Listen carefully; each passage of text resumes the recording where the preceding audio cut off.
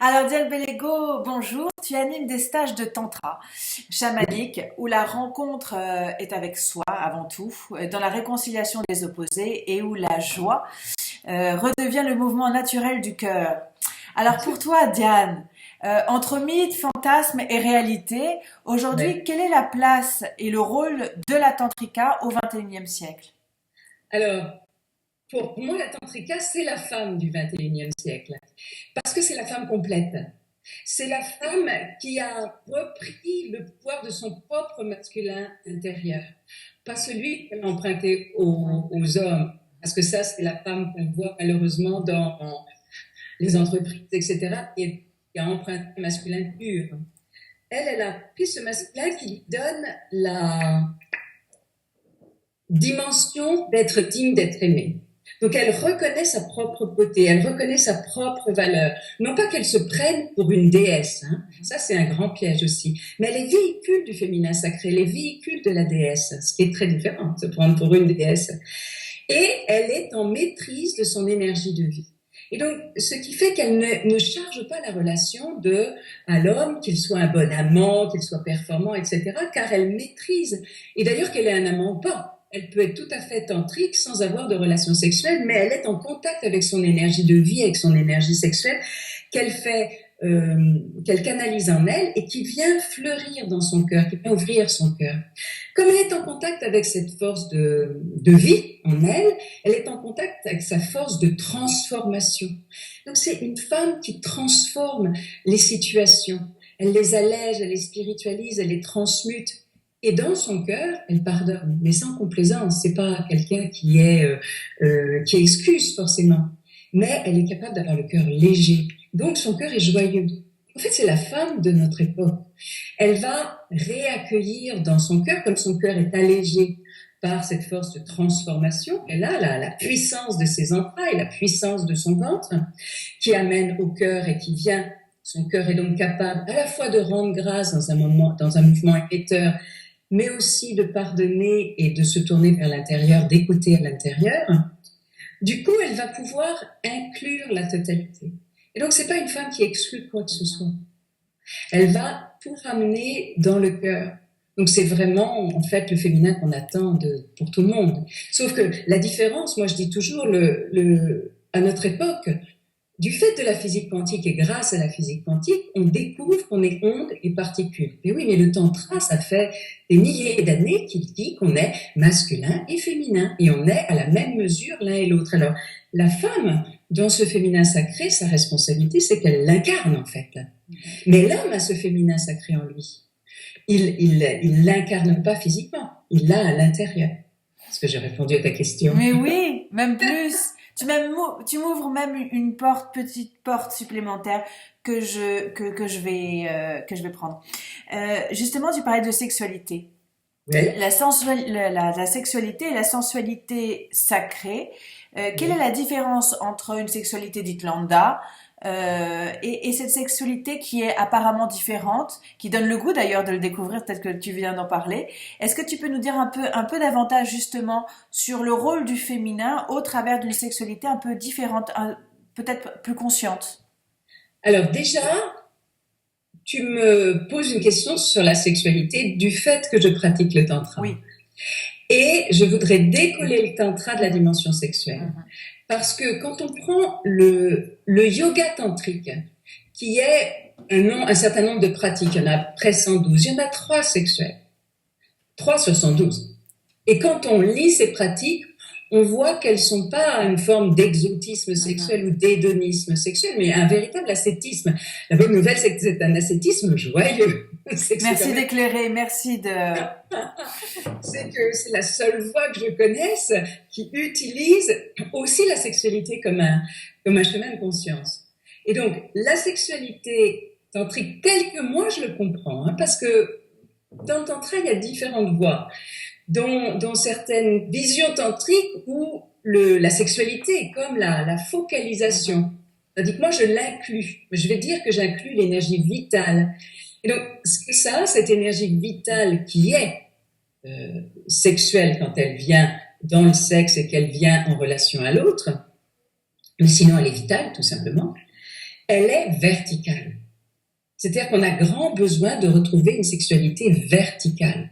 Mais c'est quoi une sexualité verticale? C'est une sexualité qui va, par exemple, inclure aussi l'animalité. Je ne dis pas la bestialité, d'accord. L'animalité, la pure spontanéité, la joie, l'enfant intérieur, la capacité en un instant d'être relié à une dimension méditative et hop, de nouveau animal. Tout ça, ça circule sur notre axe vertical et non pas sur l'axe horizontal qui va être regardons-nous dans le blanc des yeux, espérons que ça se passe bien et surtout remplis mes attentes et surtout remplis mes projections et c'est ta faute si ça circule pas en moi. Donc, dans ma compréhension, c'est d'inclure à la fois cette dimension fort verticale. Moi, je dirais vertical plus que spirituel, hein, mais vertical parce que par moments, c'est fort animal, c'est fort vibrant, c'est fort instinctuel, fort waouh, animal, dirais-je. Et en même temps, joueur, et en même temps méditatif, et en même temps profond, intériorisé, et en même temps tourné vers le cœur, et qui inclut évidemment la dimension horizontale, où on est tout entier avec l'autre, mais depuis un endroit où on est complet avec soi-même. Et je le disais au début, on ne charge plus la relation d'une demande sur l'autre, on est en responsabilité de sa propre énergie. Et c'est sacré, je dirais, parce que c'est vital. Mais c'est pas sacré parce que je vais mettre une bougie dans la pièce. Si mettre une bougie dans la pièce, et j'ai souvent une bougie dans la pièce, évidemment, que je fasse l'amour ou pas, si pour la personne c'est une façon de se connecter à une dimension sacrée, tant mieux. Et c'est pas parce que je mets des coussins dorés que c'est sacré. Je mets des coussins, c'est sacré parce que je suis en contact avec mon cœur et avec mon énergie de vie et en contact avec la dimension la plus intime, la plus profonde de la relation, dans une authenticité de moi-même, dans une vérité de moi-même, mais aussi dans une reconnaissance de ma divinité, de la divinité dans l'autre. Et que en nous unissant par le cœur, nous nous unissons. Moi, j'amènerais une subtilité, c'est que souvent, comme on associe à tort le tantra et la sexualité, puisque c'est 3 sur 112, mais c'est quand même la voie de l'union, hein, l'union de la pensée et des sens, par exemple, l'union de l'intérieur et de l'extérieur. Donc, c'est la voie de l'union du masculin et du féminin. Dans cette voie de l'union, j'ai perdu mon fil. J'étais partie sur une idée géniale, mais je l'ai perdue. La sexualité, eh ben j'ai perdu. Ce n'est pas grave parce que ça arrive justement au fondement de ton ouvrage Réconciliation du masculin et du féminin, qui est vraiment ton best-seller.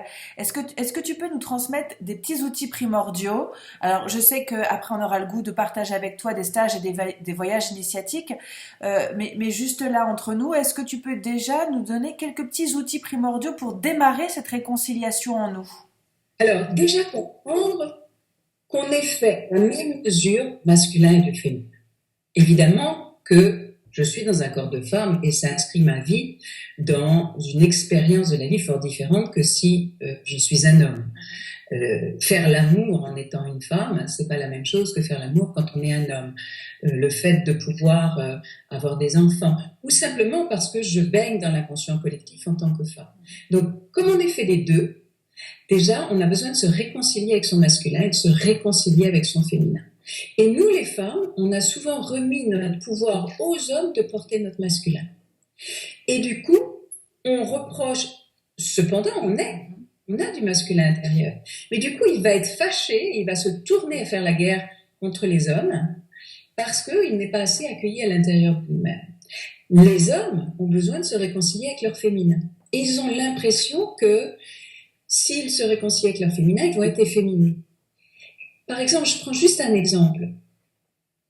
Un maître d'art martial, je parle pas d'un boxeur, hein, je parle d'un maître d'art martial. Il a inclus son féminin totalement. Et c'est la différence, il est souple en fait. J'ai trouvé l'argument pour convaincre les hommes d'intégrer leur féminin. Je dis qu'un homme qui a intégré son féminin, il est félin. Et ne me dites pas qu'il n'y a pas une femme qui ne trouve pas un homme félin sexy. Et un félin, ça reste un prédateur, ça reste un chasseur. Mais c'est souple, ça peut en un instant nous surprendre et retracer la situation. C'est-à-dire, il ne rentre pas en force une action, mais il agit. Donc déjà, se réconcilier, nous deux, enfin l'homme et la femme, avec notre masculin et notre féminin. Et ce que je disais tout à l'heure, c'est que la femme, ça lui redonne ce masculin vertical, la dignité en elle-même, la conscience de son essence divine, par conséquent, la reconnaissance de sa beauté, non pas qu'elle est plus belle qu'une autre, mais elle a une beauté unique et universelle et spécifique, et aussi le potentiel de canaliser son énergie de vie et de canaliser aussi le ciel sur la terre. Donc déjà, une fois qu'ils sont restaurés les deux, et dans le livre, eh bien, je donne plein d'outils pour les restaurer. L'alignement peut en être un, le centrage, l'ancrage, le féminin, ça va être tout ce qui est libérer l'énergie de vie, le ressenti, évidemment, tout ce mouvement d'intériorisation, la sensorialité, se retourner vers l'intérieur, l'écoute intérieure, la résonance du cœur, ça va être pour le féminin. Et commencer à les réconcilier. Et donc, le masculin en nous a besoin se sent coupable. Mais oui, en tant que collectif, on se sent coupable de l'état de la Terre, évidemment. Et donc, on a besoin de sortir notre masculin. Alors là, ça sera hommes et femmes, sauf que les hommes nous font le cadeau, je dirais, d'avoir le courage d'incarner le masculin, c'est-à-dire qu'ils portent de se sentir peut-être plus coupables que les femmes, comme étant responsables ou coupables de ce qui se passe, mais nous avons contribué à ça et probablement que nous les femmes, on a aussi beaucoup de vie d'homme. Donc sortir notre masculin, sortir les hommes de cette culpabilité qui les empêche d'être véritablement dans une énergie de vie vibrante. Quand j'ai un groupe d'hommes et un groupe de femmes, puis que je demande aux hommes d'aller avec une musique très péchue, un peu cavalière, qui leur fait bouger le bassin, mais d'une façon virile, et je vois que les hommes n'osent pas engager leur bassin. Parce qu'il y a cette culpabilité, ils ont peur de faire mal. Et donc, sortir, avec tous les moyens, évidemment, que moi j'en ai dans les stages, de sortir, et il y a des étapes dans le livre, sortir les hommes et le masculin en nous de cette culpabilité, de façon de retrouver son action et de reconnaître notre action. De reconnaître notre guidance aussi, écouter à l'intérieur. Et il y a une clé, alors ça, elle est expliquée dans le livre, c'est de prendre conscience que le masculin, il agit dans la matière, ça se voit. D'ailleurs, il est visuel. Le féminin agit dans l'énergie. Et on croit à tort que c'est le masculin qui est responsable de l'état du monde. Mais le féminin a agi à sa manière de féminin, c'est-à-dire l'énergie, l'émotion. Et donc, à un moment, le féminin va devoir aussi, et nous, en tant que femmes, prendre responsabilité pour ça, puisqu'on l'incarne, prendre conscience que nous avons agi la séparation, nous avons agi l'état de la Terre, tout autant que le masculin, mais d'une façon plus subtile, d'une façon plus énergétique. Le chantage affectif est un poison violent. Et la séduction, la manipulation, la dévitalisation, qui sont les armes du féminin, est tout aussi violent que la domination, la tyrannie, qui sont les armes du masculin.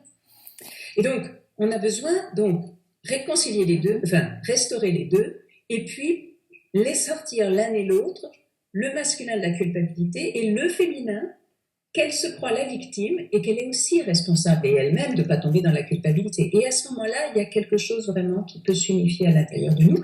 Et ça va être le travail de réconciliation, faire grandir la joie, faire grandir la ressource. C'est pas le tout de travailler, c'est pas le tout de guérir. Il faut faire grandir la joie aussi, les états de ressources intérieures. Alors justement, est-ce que tu as un message supplémentaire pour nous, les femmes qui sont réunies aujourd'hui pour célébrer cette journée de la femme? D'abord, je vous aime. Je vous aime, je vous aime, je vous aime. Vous êtes mes sœurs et nous sommes sœurs. Et dans le patriarcat, la première chose qui a été faite, c'est d'activer la rivalité, alors que dans le matriarcat, disons dans le joli temps du matriarcat, peut-être pas la fin, qui n'était pas forcément pas plus beau que la fin du patriarcat, de retrouver une véritable sororité. On a besoin de se retrouver sœurs.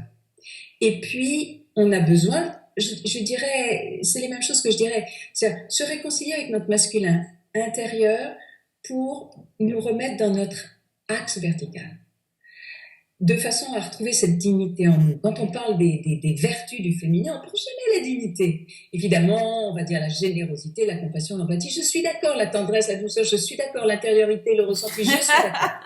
Mais la dignité, la dignité.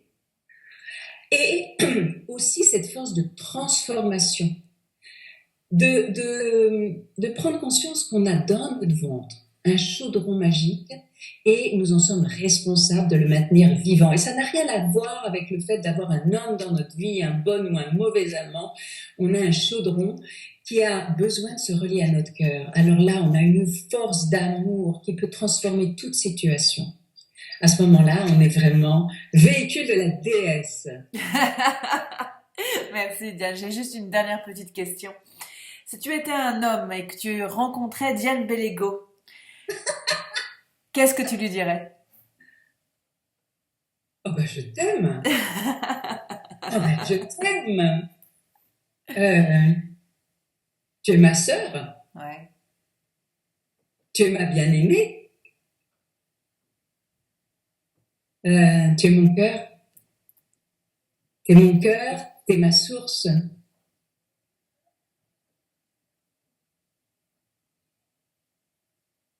T'es la voix de mon cœur, je dirais. T'es la puissance de mon cœur. Alors, je ne sais pas si ça serait à Diane qui dirait ça, mais au féminin peut-être. Moi, j'aimerais beaucoup qu'il me dise ça. En tout cas, on te le dit tout aujourd'hui. Merci infiniment, Diane. À très très vite et on se retrouve peut-être en direct à Bali. Et je t'embrasse très très fort et merci infiniment. Merci. Merci à toutes. Je vous aime. Au revoir, Diane.